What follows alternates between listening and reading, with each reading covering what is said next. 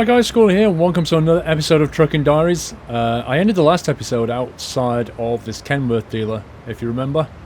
I tried to buy a Kenworth on a Sunday and they wasn't having it. You'd think they would have actually opened the shop. I'd rock up in a Peterbilt, they'd be like, Squirrel, just come in bro, it's fine, we can take your order, it's Sunday, we don't care. You know, we'd rather you drive at a Kenny than a Peterbilt, so we'll let you buy one. But no. Scumbags that they are. We are nearly level 9, actually. If you have a look at our progress history, we are not far off level 9. So what I'm thinking is, let's try and get a decent-ish job.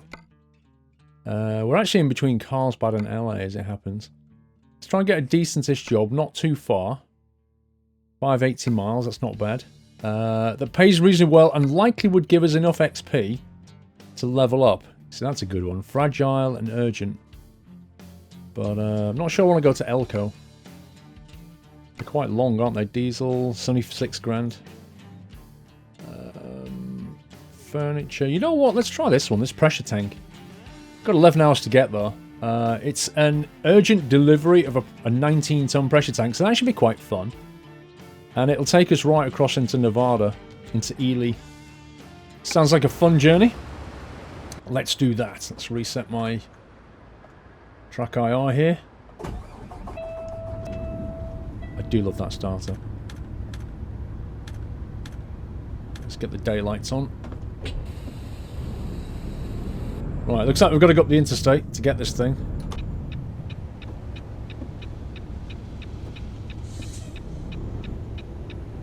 Wow, who turned on the traffic? Good grief. Talk about busy. Jeez. Somebody want to just let me out here, maybe?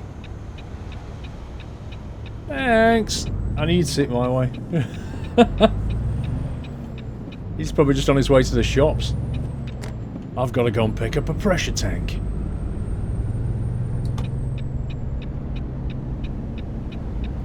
Just looking at those posters at the back. Live here, eat free, and 555 divorce. Uh-oh. Uh-oh.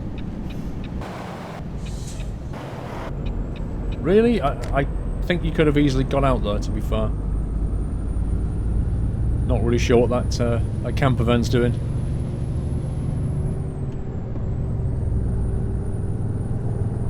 And yep, it's another sunny day in California. Woo!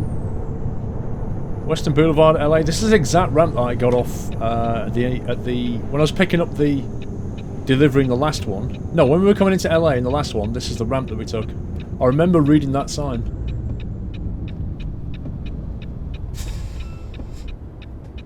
What are they doing over there? Do you see that?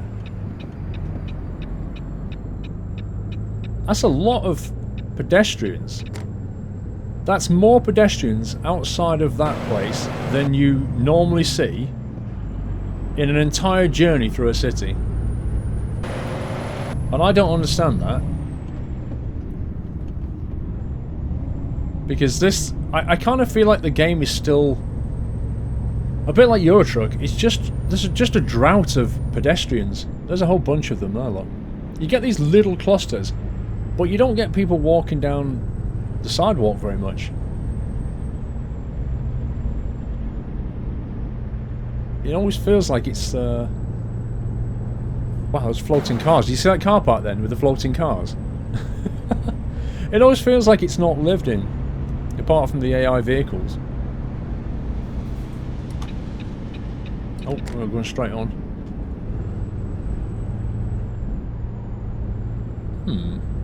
I don't recognise this crossing point very much. Beginning to think I've not been over this very much. Do you know, I reckon you could play this game so much that you get to the point where you could navigate your way around without looking at the sat-nav, like, at all. I reckon. Oh, that was it. Oh, here's it. I got to show you this tip. Hang on. You see the dashboard? Let me pull in here. You see the dashboard sat-nav? Somebody told me a little tip on the stream, which is rather nice. And I'm going to show you that in a second. If you're like me, and you like to press the F3 key And just like you see this pop up here, you like to press the F3 key and just drive like that, and you prefer to use the sat-nav in the dash like I do. Go to Options, Keyboards, and then go down to, here it is, Dashboard Display Mode, and then give that a key, like, I don't know. No, not Dashboard Display Mode. Dashboard Map Mode, like a comma key or something. Dashboard Map Mode, right? And then when you get back in your truck, if you press the comma key now, look. You can actually just you could turn it off, so that if you did want to challenge yourself, you could, but at least you can change the sat-nav display mode like you can with the F3 one. Nice little tip, that one. Okay, pressure tank to Ely. Let's do this. Where are we? Are you back on the... Yeah, you're back there, aren't you? The secondary pickup point. So there's 2 pickup points. Actually, you know what? I'm going to go through here, because I've not been through here. I've reversed the trailer into here, but I've never actually been through it. Essentially, we've got to go around the other side, though. You can reverse back to it. Yo! Right, fellas? You don't mind if I just use this as a drive-through McDonald's, do you? There we go. So you come out the other side, and there's the trailer, but now I have to reverse into it. So, I can come this way. You see, we're almost back at the start over there. And then we have to reverse down there to it. That's our trailer. I'm not really sure why there's a pressure tank here. It's a kind of a weird place, this. It clearly deals in, you know, pallets of building materials. But a pressure tank? I'm not 100% sure why they have a pressure tank lying around.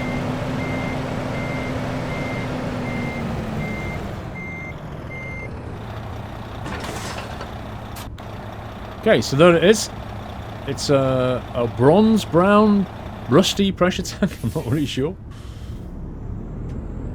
And it weighs 19 tons, and we have 580 miles to go. However, I will need to rest fairly soon, like within a couple of hours of driving. Which does mean it's going to be midnight when we wake up, so we're going to have a few hours of nighttime driving. Which is okay, because it's quiet. It's just not quite as scenic.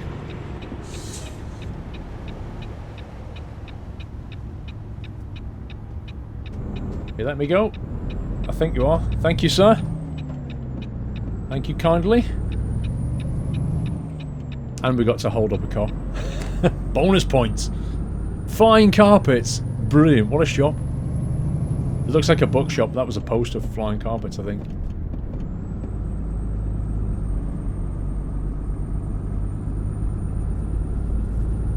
Do you think you could report some of the advertising standards? Your carpets don't actually fly. How dare you call yourself flying carpets?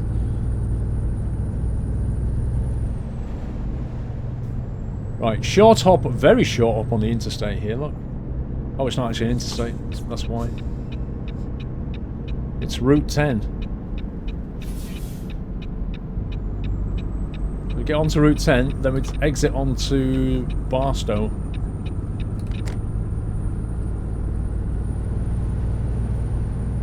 I tell you what, it's going to feel weird getting back into Eurotruck for a couple of reasons. One, there'll be no palm trees and stuff.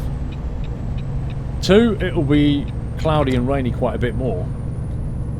And three, having now got used to, you know, sort of long-nosed cabs, getting back into the cab-overs is going to be an interesting challenge, to say the least.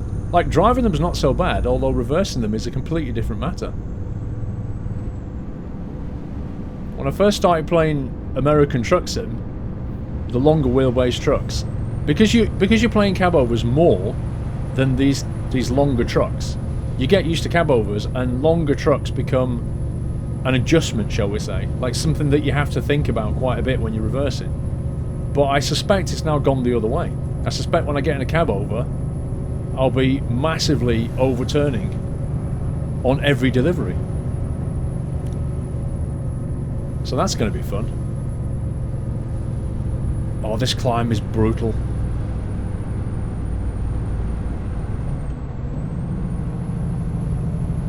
This is a brutal climb with 19 tons. Whoa, come on.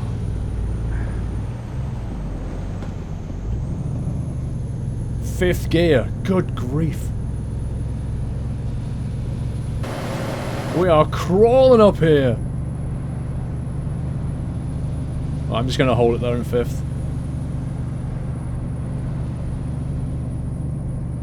We need to get over the crest of this hill. Why is the retarder on? What the heck? Wow. Because I was using cruise control earlier, there's a bug in the game currently. They've still not fixed it. Where if you're cruise controlling, and then it doesn't always disengage like the retarder. So if you're cruise controlled, then you go down a hill, it'll activate the retarder to slow you down. But if you then do something to cancel the cruise control, it doesn't always cancel. It doesn't reset the retarder back. And I had the retarder activated, and because I couldn't see it quite over the steering wheel, I should probably move myself, to be fair. Come on, you can do it! Sorry about this. Meanwhile, all my guy can think about is bed. Let's have a very quick look at the mini-map. Alright, well, that looks like we're staying here for the night, right next to the quarry. Beautiful.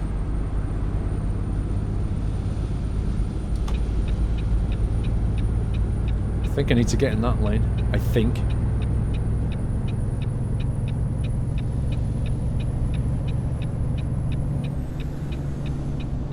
I'll do. There it is, I can see the motel.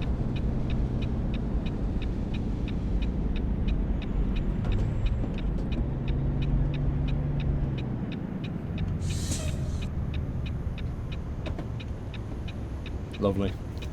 Right, we'll get some rest. It's currently 5:36 PM, so let's say 6 o'clock by the time we pull up. 8 to 9 hours sleep. It's going to be roughly 3 AM, which is okay because it means not a huge amount of nighttime driving.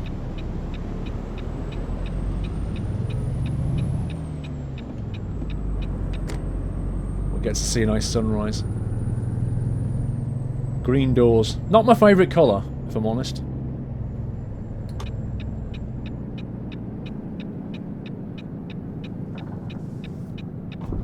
I just love how there's one empty bay here. It's never taken. It's reserved. Parking bay for Mr. Squirrel.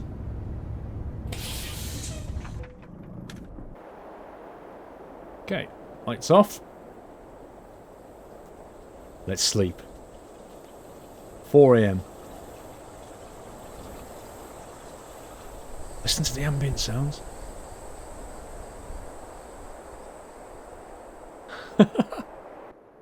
It's actually quite cool. Fuel's looking pretty low, actually. We should probably think about refueling. Here. Oh, I remember this. We've been there before. We've actually slept there in one episode. Right. When we make the turn, I will need to remember to stop there and refuel. Did you hear the brake pressure release then off the handbrake? Off the parking brake? I heard that. That's in that sound patch mod.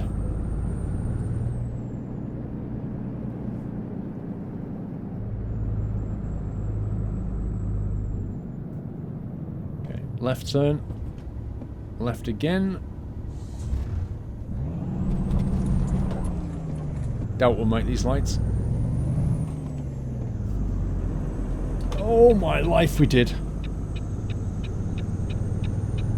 Safe personal storage.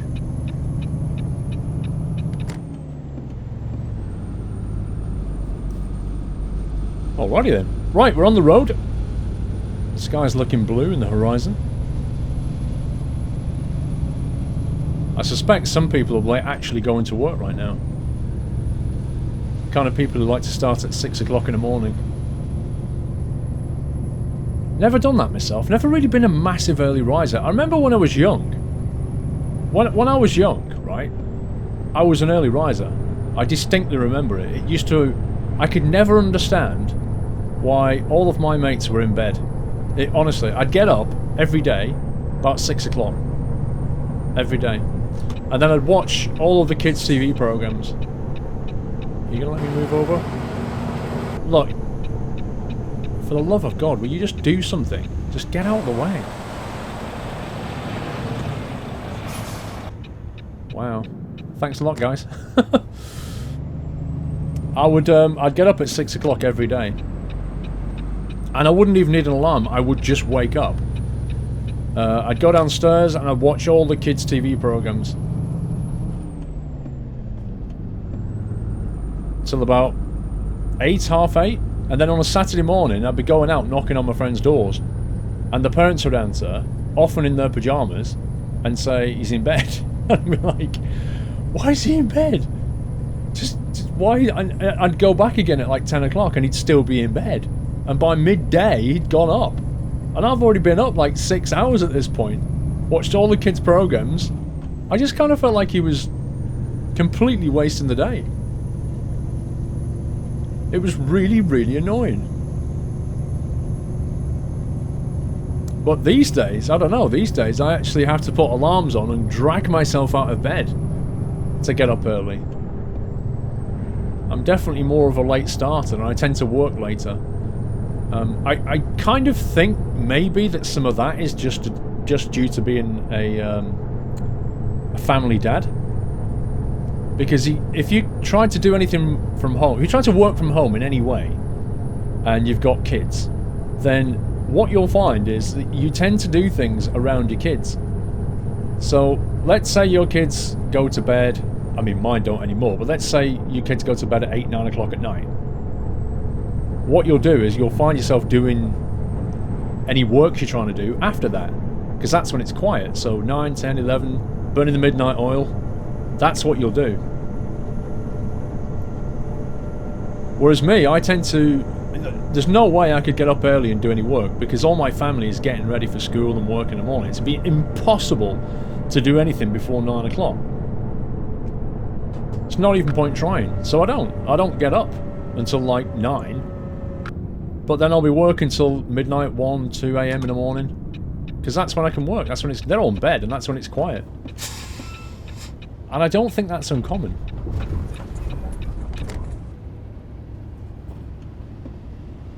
It's all about working around your environment. Okay, so listen to this. Right, listen to the audio.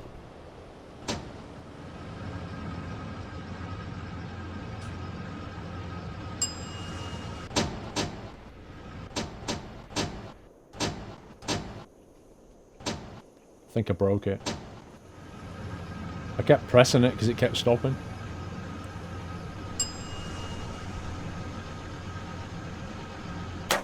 Listen.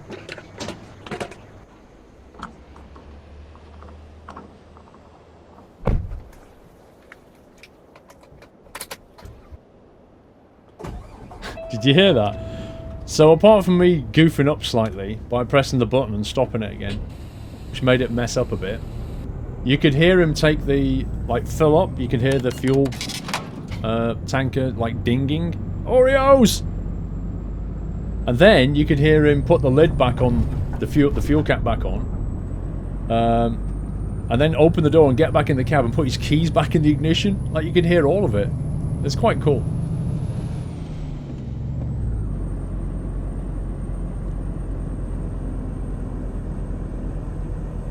You know, at some point I might just switch to more gears. I like having 10 gears because it maps quite easily onto my stick. 13 is difficult to map to because with a 6 shifter, you know, you can high-low it and easily get 12 gears on there. So 10 is easy. 13 is just off the scale. An 18 speed Eaton Fuller is a possible choice, but I'm not sure. Once I get a more powerful engine, the problem is these engines are not very powerful. I think this is a 370 engine. Hello, what's going on in front of us here? Yeah, this could be fun. Whoopsie!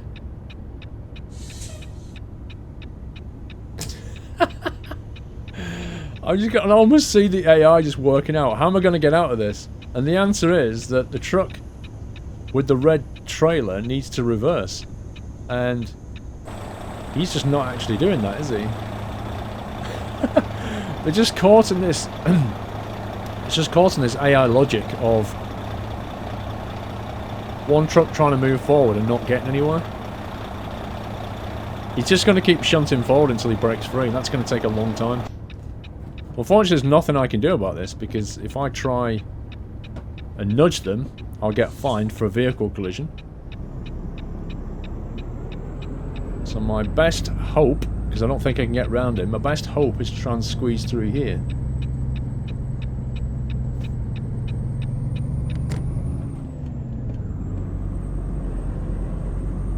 Well, in actual fact, if the red truck had reversed, because there was nothing behind the red truck either.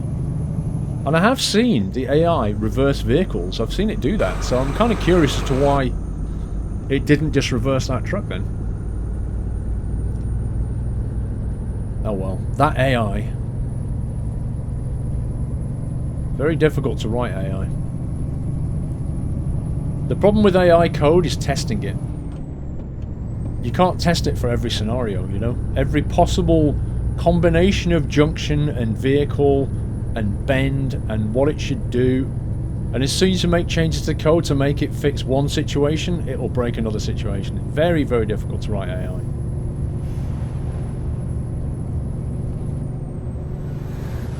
We should be crossing over into Nevada pretty soon, which means the speed limit will move up from 55.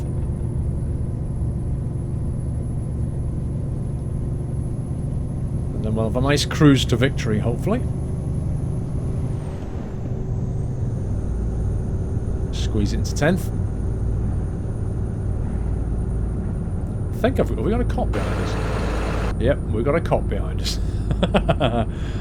He's like, yes, Squirrel, I'm going to watch you drive all the way over. I'm going to chase you out of California into Nevada. You put one step out of line, 1 mile per hour more than that speed limit, I'm going to take you down, Squirrel. I actually wish he'd just overtake me, but he can't. How far? 402 miles. Okay, the rest of this journey should go fairly quickly, I think. It's a lot faster road, unlike the first lot.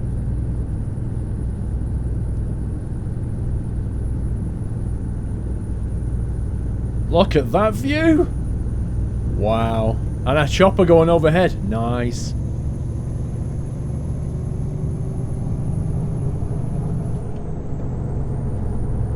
There we go. Wow, no way would that jet fighter have just flew right overhead when a helicopter clearly went through its airspace. That was pretty close.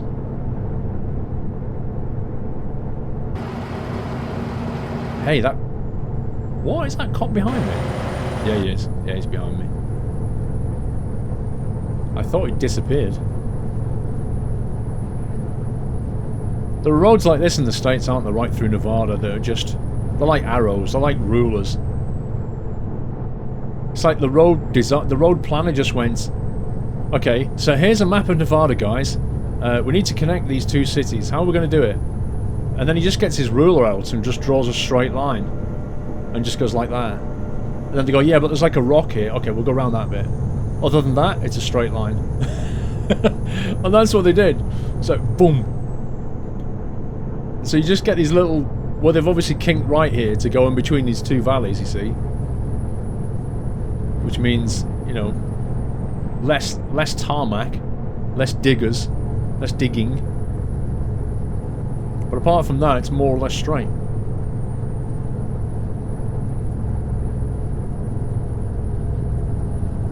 $4,600 miles. We'll actually be almost hitting 5k on this truck by the time we hand it in.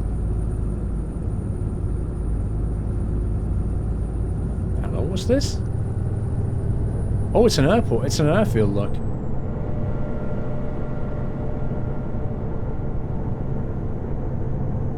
Oh, I remember this. Yeah, we've stopped there a couple of times.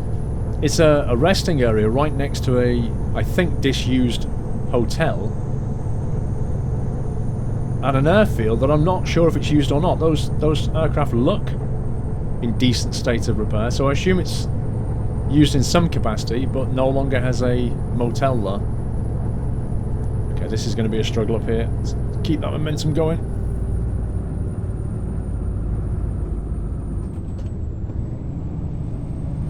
Nice, nice. That worked pretty well. That cop is right behind me. Honestly, he's like 2 yards away. Guy's crazy. That was some good bit of momentum riding up there. We managed to get 19 tons right up that first slope.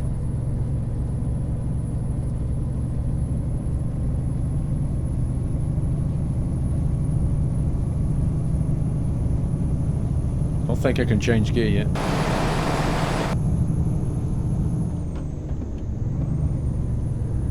That cop is sandwiched between 2 trucks. I get on the CB radio and just start talking to the truck behind me and just be going, you know, we could make a cop sandwich right here.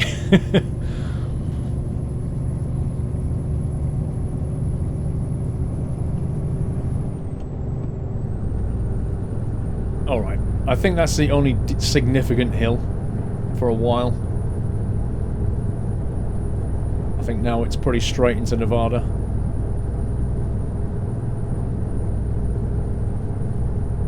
Is this road double yellow line all the way down here? Because I would really like that cop to just overtake me right now. I feel really, really uneasy having that cop behind me. But if he's not allowed to overtake... Just checking the retarder wasn't on again.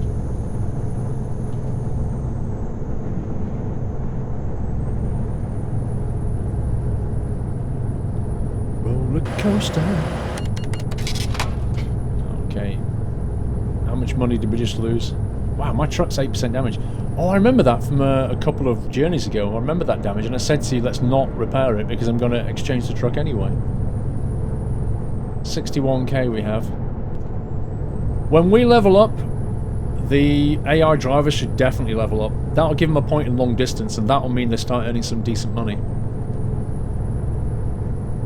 It is really weird, this game. Like, getting your first couple of drivers is very, very expensive. Just because of the amount of money you have to lay out in the garage. And then, once you've filled up that garage, you've got the same problem. Getting your next set is equally expensive. Like, the first 2 drivers, you have to shell out 120k on a truck for each of them. And then 180k to get a new garage. Sorry, the first 3 drivers if you buy a brand new one. So you get the first 3 spaces for 180k, and then you need 120 per truck for each of them. Then when you want to go to another 2 drivers, you've got to spend 100 grand upgrading that garage to 5 slots, and that's the maximum. So in terms of your very first 5 drivers, you're looking at a 400 grand outlay. Sorry, you're looking at a 280 grand outlay for the garage, 180 plus 100, and then 120k per truck. That's your outlay. And if you think in the early days the kind of money they're bringing in is like $500, then it moved to 1,000, couple of thousand, eventually they'll start to bring in good money, like 5 grand per day. But it's still a small amount considering the investment you had to put in there. Right, we're now in Nevada. We've gone to 70, but I'm just keeping it at 55 at the moment because these bends are a little bit tight. But and then after that, you're facing the same problem all over again. You've then got to fork out another 180,000 to get your next 3 drivers, and then 100,000 again to get another 2. So getting your first 10 drivers is probably the most difficult thing that you'll do in the game. But once you've got those 10 drivers, and they're bringing in somewhere between 2 and 5k a day each, at that point, money just comes flooding in. And that's the thing, is the early game is very difficult. The mid game is pretty easy. You've just got to level yourself up to about level 30 and you'll unlock everything. But money stops becoming an issue. And then there is no endgame in this. There really isn't an endgame. Once you hit that level 30 and you've got a million or two in the bank, you've got crazy money coming in, no loans, you go around buying every garage you can find, and then you used to hit the worker cap as well in Euro Truck. I think the worker cap was like 100 or 120 or something. So you'd hit that, and that was it. You couldn't do anything else. They raised that limit. I remember them raising the limit. I don't know what it is now. It might be like 300 maybe.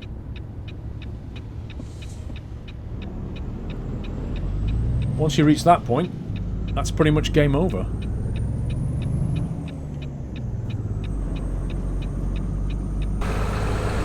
Oh my life, is that guy following me all the way?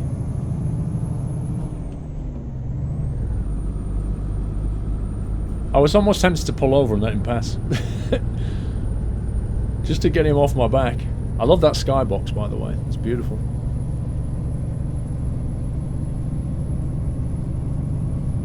Although for some reason, to me, the skybox looks like it's tilted at an angle.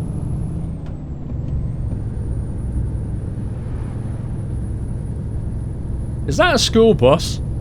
Wow. Are you serious? Where the heck is school? Where's he been? Picking people up from where exactly? From Tonopah?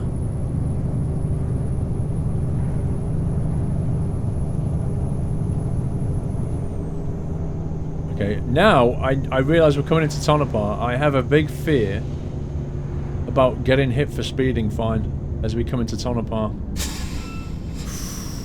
Look at that. I spotted the 30 limit just in time. That was close. And that is why I didn't want the cop behind me.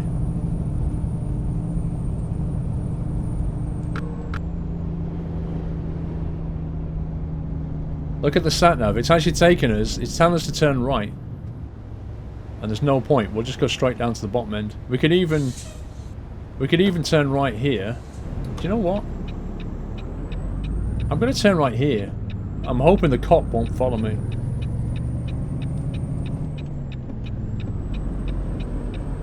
Yes, I think I've ditched him. That'll keep us moving. And get rid of the cop at the same time. Look at that mining thing to the right there. That's pretty nice.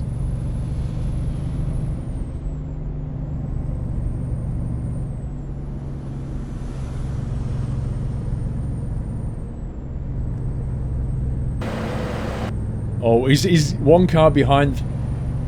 Somehow he seemed to have decided to turn right as well and got a car between us. He's definitely following me, I'm convinced.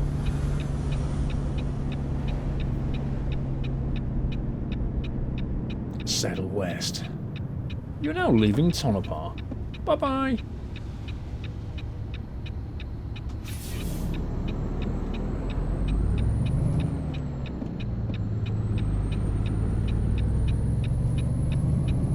Right, at least that cop can actually overtake me now.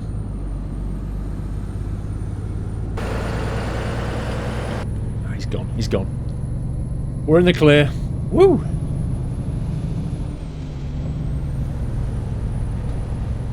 $145, not far now. In fact, you know what? My guy almost needs a rest again. Next rest stop in 2 hours 46, remaining 2.5 hours. We're just going to get there before we need to rest. Impressive timing. I reckon that's him. Budweiser. I've seen Budweiser, Miller Lite, Oreo cookies. What else have you seen? I should go cargo spotting. It is nice to finally get some real brands in this game, though.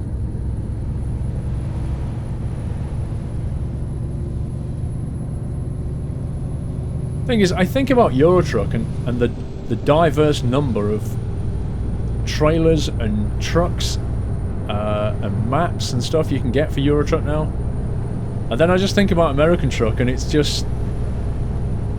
I know it's still early days, it's only been a few weeks since release, but it really is night and day compared to what you can get on Eurotruck. There's just a whole world of stuff you can get. But then the game has been out 3.5 years, pretty much. Our customer expects delivery very soon. Well, that's nice. Just as well we're actually on the way then, isn't it? Oh, listen, can you hear the Nokia phone?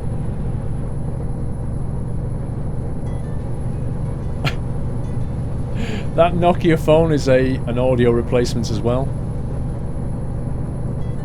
Instead of getting that stupid music, it gives you like a Nokia phone. That's your dispatcher phoning you up to say, "Squirrel, where are you? Our customer's expecting delivery really soon." And you sit there going, yeah, well, first of all, I've been obeying speed limits, and second of all, you know, the AI crashed into each other, and I'll be there shortly, so tell him to wait. But because it's an important delivery, there's a very real risk that I'm going to get penalised here.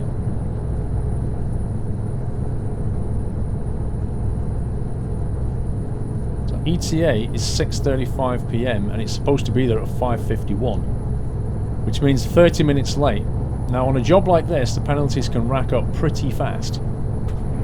So I am genuinely concerned.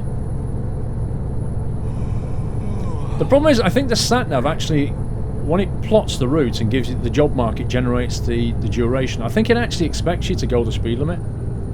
Like, it's expecting me to drive 70 miles per hour down this road, and I can't do it. I am flat out. The throttle is on 100%. And unless I go downhill, I can barely get over 60. So, if the job engine is going, oh, well, we estimate that Squirrel can go 70 miles per hour down here, he should be there an hour ago. It's like, well, that's not going to happen. And I think that's the problem. I think they need to tweak the job market a little bit. Particularly, you know, a 370 brake engine particularly. It does struggle. 19 tons.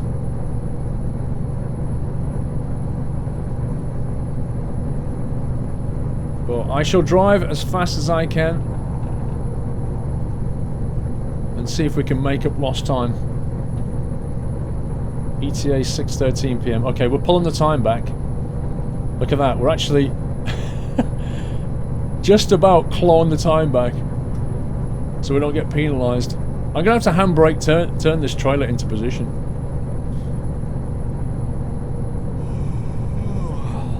So that's the other thing, is if I actually skipped the parking, I can park it instantly.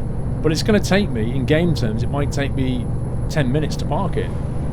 And that's going to cost me money.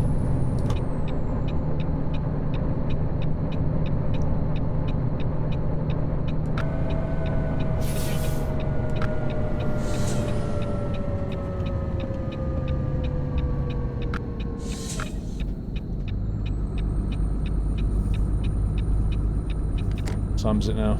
It's 5:45 PM. Oh my life! The pressure! It's supposed to be there at 5:51. It's about to pass 5:51. Look, no, we're not officially late. So every minute now, I'm going to get penalised for. Look at this. Every single minute, I'm getting penalised for. It's crazy. I'm going as fast as I can. I'm going to be about an hour late by the time I part this up. Where do you want it? Where do you want it? This section? Next section? Next section. Okay. Right, super fast parking. Here we go. Oh, it's an offside as well. Dang it.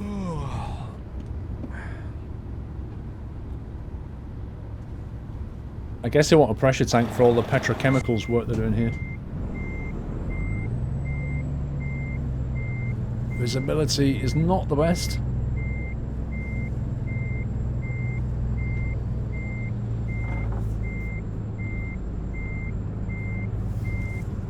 Straighten it up a bit.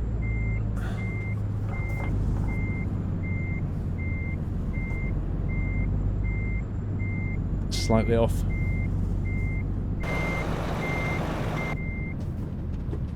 Okay. Let's go forward. Yeah, that's what you need. You dispatch your phoning you up while you're parking. Where is it, Squirrel? Time to look out the flipping window.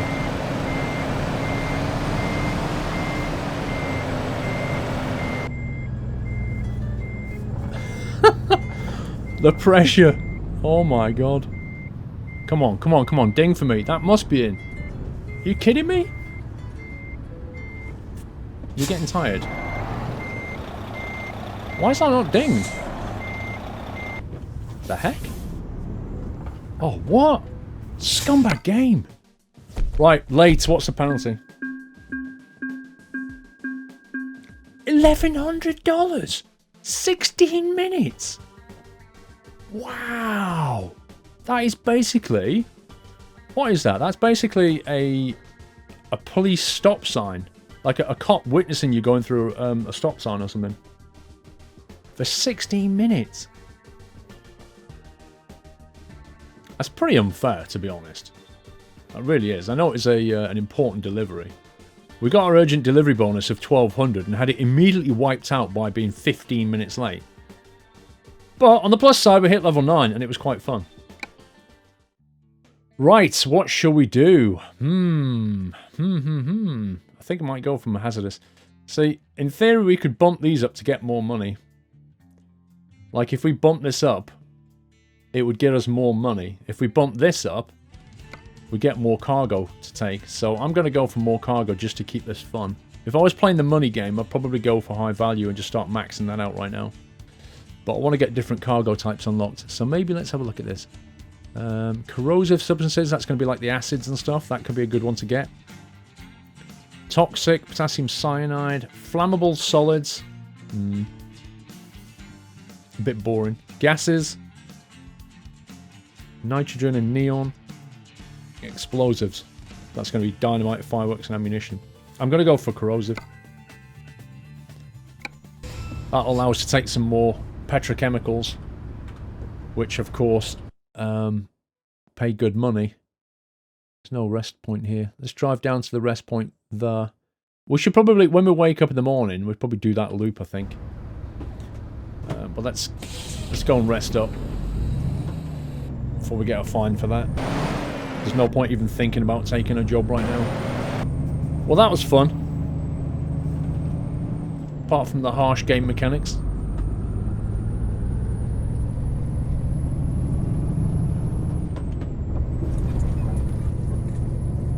Believe that, $1,100 fine. 16 minutes, I wouldn't mind. It's the end of the day. Maybe they're going to fit it overnight. Workers start at 6, fit in a new pressure tank.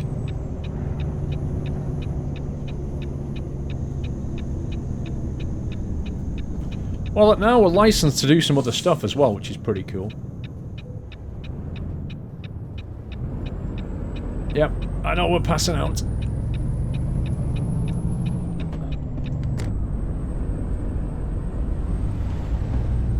So we'll get down to the rest point.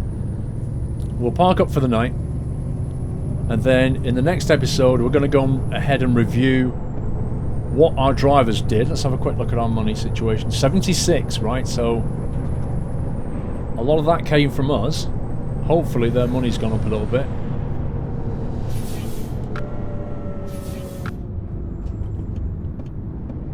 Let's get the speed down here.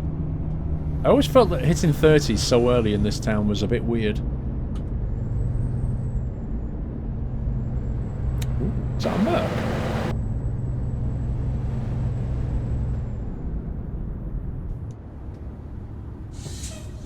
Yeah, because when we sleep, right, because now we can take corrosive substances. When we sleep, the job market might flush out some jobs that we can take with our new class. We can take some, like, phosphoric acid, urgent delivery, make loads of money. Oh man, traffic jam.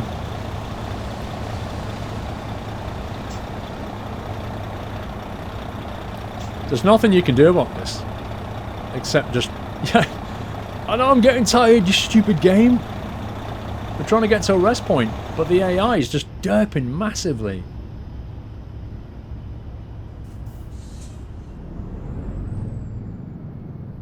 You see him brake test the car. Look at it. Look at the brake testing going on here.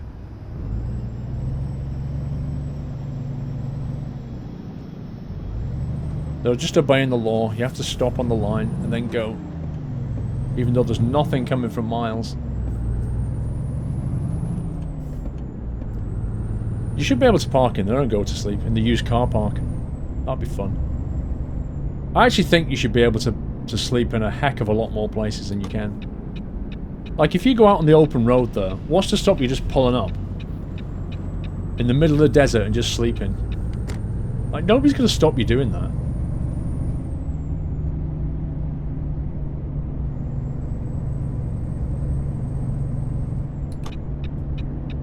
This is our sleep for the night. I might park around the back just for a change. I know we normally park here in our favourite parking spot. But what if we go around here and sleep? What if we, I don't know, pretend one of these places is our pad? And just go to sleep here like that?